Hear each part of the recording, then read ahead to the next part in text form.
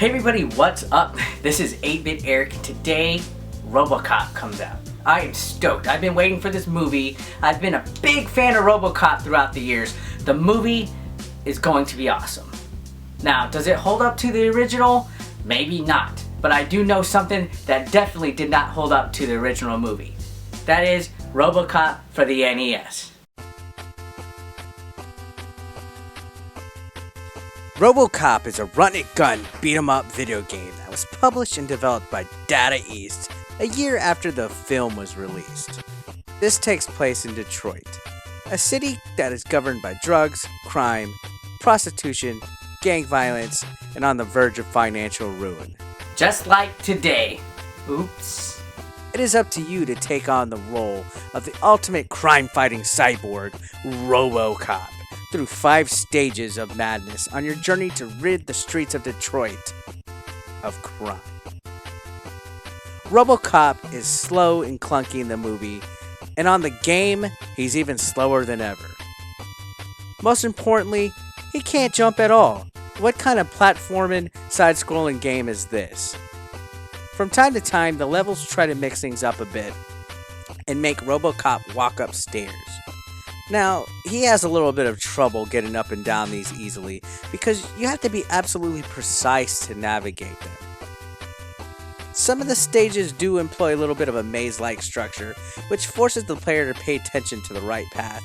But what's especially frustrating about these stages is that the bad guys don't really play by the same rules.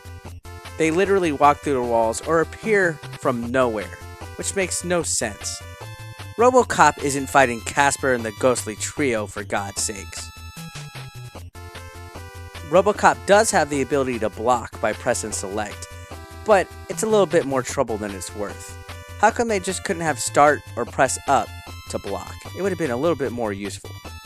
Finally, Robocop's batteries are in constant short supply, and they constantly have to be replenished throughout the stages, along with the obstacle of racing against the time. Not only do you have to make sure Robocop has energy, but you have to carry the big lug who moves at the pace of a snail against the clock. While this game does loosely follow the plot of the movie, I do have one question. Why is Robocop a pussy? He gets mauled by dogs, he can't take switchblades in his body, guns hurt him.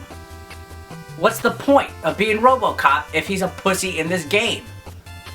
He can't even take a flamethrower, even though his armor is supposed to be heat resistance. He can avoid explosions in the freaking movie, for Christ's sake. Graphically, the game is a mixed bag. The cutscenes of this game are very well made and some of the best on the NES. However, beyond these cutscenes, the stages and sprite graphics really leave little to be desired. The things that I like the most about this game is the music is great, and it's easy to pick up and play. But the things that I don't like definitely outweigh that. The fact that Robocop uses his gun only in certain situations on the game, the fact that he can't jump, the fact that the block button is select, just kind of makes me a little bit pissed off. It's not a bad game, but it has its slight imperfections that stand out really bad. Overall, Robocop, while it's not the worst NES game out there, it's definitely not one of the best side-scrollers on the system. This game is mediocre at best. It's bland, it's simple, there's not much to it. The gameplay is bare minimum a platforming game. I wouldn't even call it a platforming game because he can't jump. What were they thinking? A platformer game on the best system for platforming games, period, and they failed.